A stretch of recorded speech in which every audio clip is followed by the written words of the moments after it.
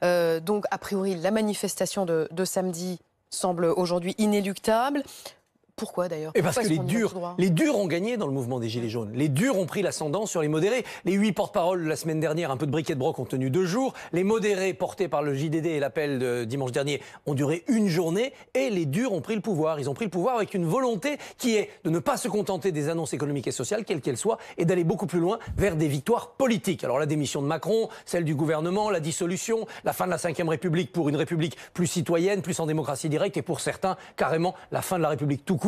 Bon, tout s'accumule dans ce bric-à-brac de revendications politiques, mais on est passé à une phase de revendications politiciennes. Les durs ont gagné. Une illustration d'ailleurs de cela. Dans la gauche radicale française, François Ruffin a complètement éclipsé Jean-Luc Mélenchon. Là aussi, le dur a gagné. Comment vous interprétez, Christophe Barbier, l'appel de Christophe Castaner hier qui disait « Gilets jaunes raisonnables », ce sont ses mots, n'allez pas manifester à Paris. Parce que d'évidence, manifester à Paris, c'est aller vers la violence. Parce que manifester à Paris, ça veut dire encore converger vers l'Élysée, Matignon ou les Champs-Élysées, les lieux symboliques. Et il ne peut pas y avoir de manifestation pacifique à cet endroit-là. Même si les Gilets jaunes raisonnables essayent de faire, comme disait tout à l'heure Benjamin Cauchy, un sit-in à la Gandhi sur les Champs-Élysées. Mais nous ne sommes pas au pays de Gandhi, hélas. Et donc, il y aura de la violence parce que des casseurs viendront. Et puis, certains commencent à dire que toutes les cités vont déferler. Bref, les Gilets jaunes vont servir au mieux d'alibi, au pire de caution, de camouflage. À la violence, il y aura de la violence. Emmanuel Macron doit-il parler, doit-il s'adresser aux Français? Il a raté son intervention de mardi dernier sur les taxes, sur la transition écologique. Il n'a plus droit qu'à une seule carte maintenant.